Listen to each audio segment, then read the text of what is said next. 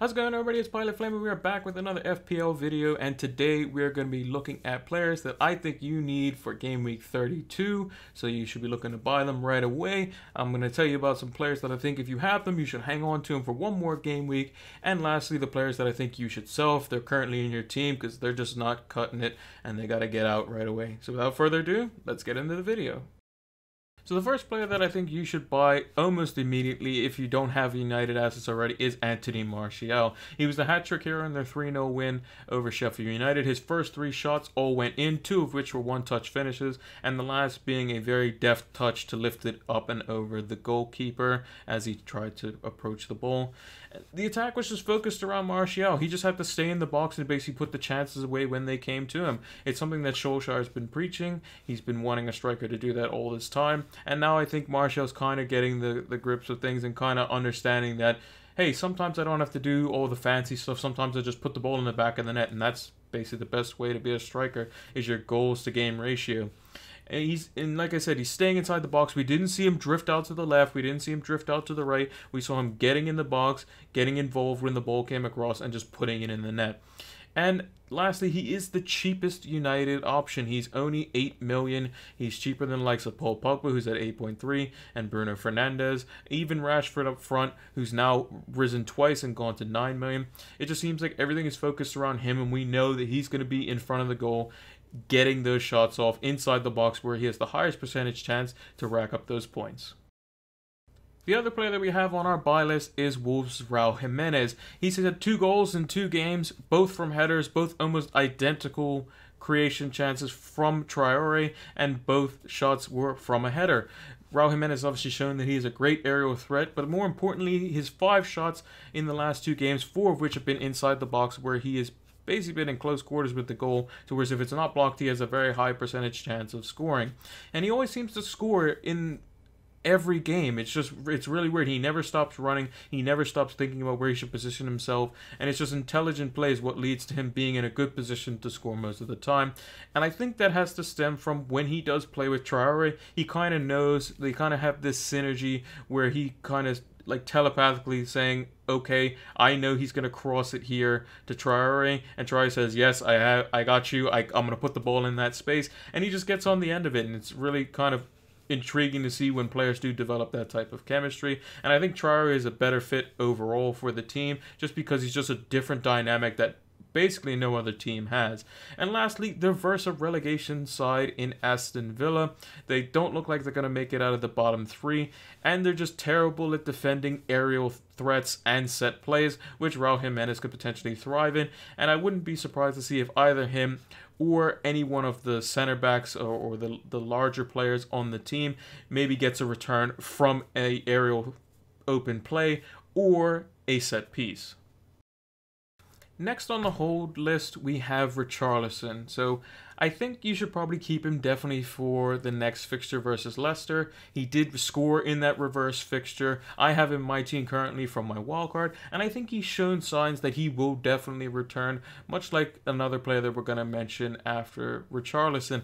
He has 7 shots in the 2 games that he's played, 6 of which have been inside the box, and we know he can score from a header. We know he can score from on the ground, from open play. We know he has rapid pace, so he can even be taken down for free kicks for the likes of Luca Digne or Sigurdsson to put in the back of the net and get assist points that way. And he's just an overall big part of what Everton is doing up front. He is a midfielder, much like how Martial is as well, and he's getting points for clean sheets as well. So if Everton does keep a clean sheet like they did against Norwich in their 1-0 victory, he will get those extra points. He's also obviously relatively cheap. He's only 8.3, and he does have, like I said, a home fixture versus Leicester where they just don't seem to be playing all that well. They should have lost to Brighton, according to the XG stats. Brighton should have definitely scored. Obviously, they had a penalty that was saved, and they just didn't look like they were going to score. They are slipping down the table slowly but surely, and they might not even make Champions League with the way that they're going.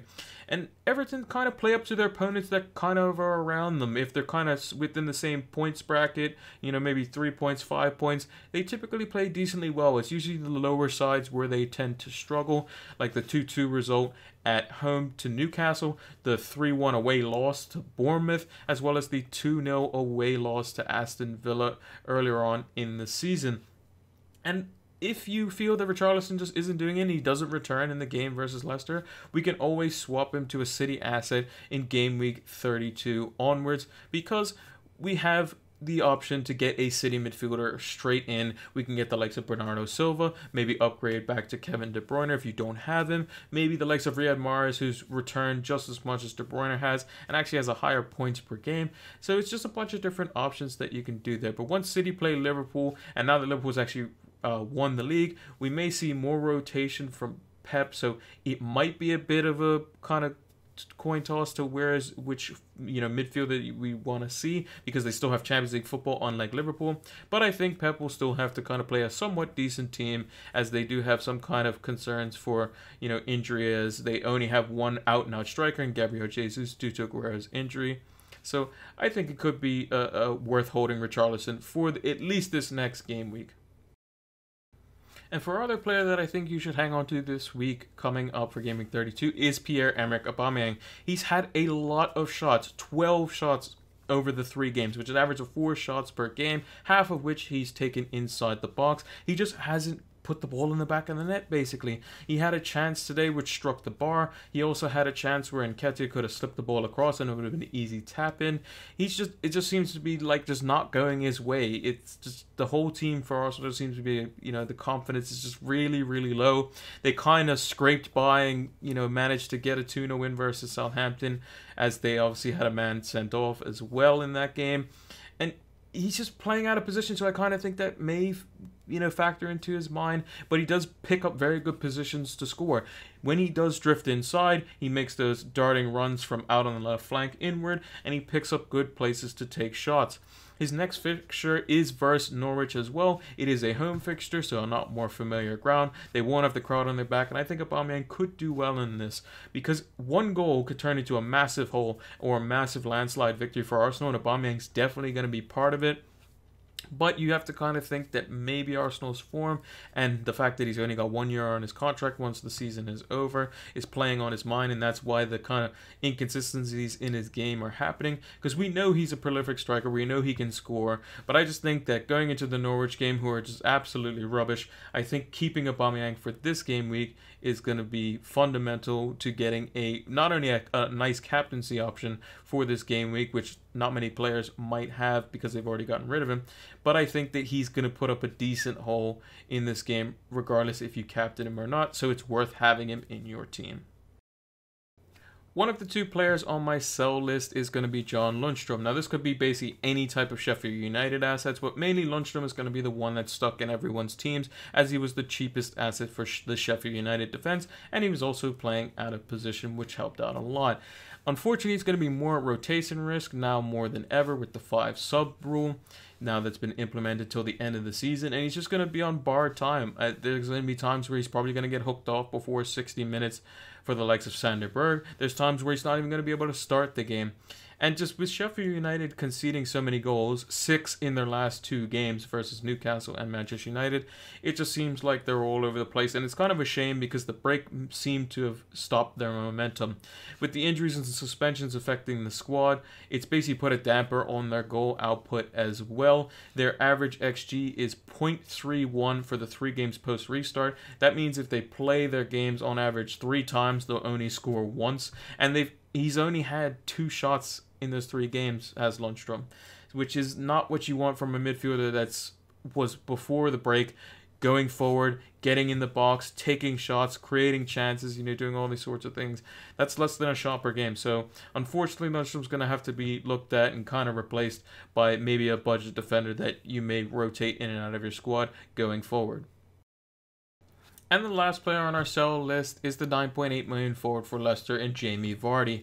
Leicester just don't look that good. He only has had 4 shots across the 2 games, 2 of which were headers, which typically isn't Vardy's style. He had 1 shot which was taken on the ground inside the box, which was blocked, and he's had 1 from range, which is just was blocked as well. Leicester, they're just not looking great. They seem defensively sound, but going forward, it just seems like they waste a lot of chances. It seems like the possessions break down in the final third, and they're really lacking that creativity, and it usually just ends up with a lot of just kind of desperation plays. Like Maddison has had several shots from outside the box from ridiculously long range, from either whether it be set plays or just open play, and it's just kind of waste, and kind of it just breaks down.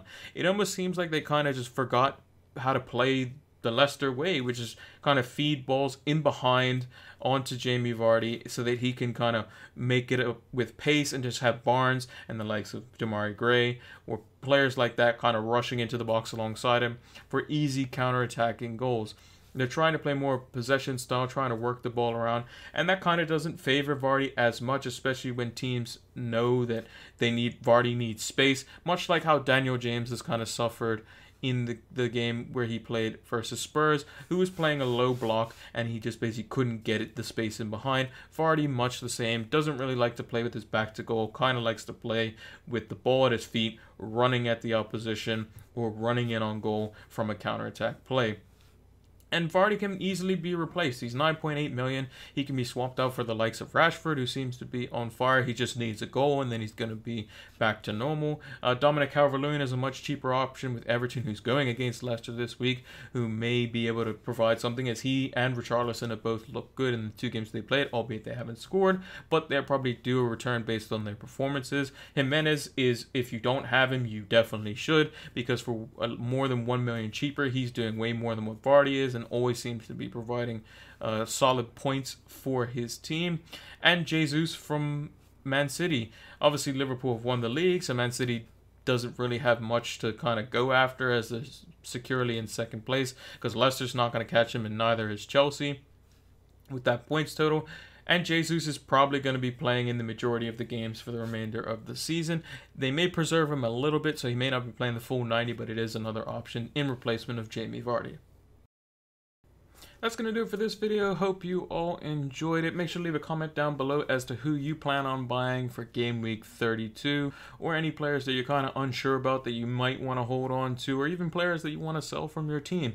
Also, make sure to leave a like if you enjoyed the video. Make sure to subscribe to the channel if you're new, and make sure to turn those notification bells on so that you can get the latest videos when they become available. Also, leave a follow over on Twitter and Twitch. It's PilotFlame226. That is where we post our new videos, and when we stream over on Twitch.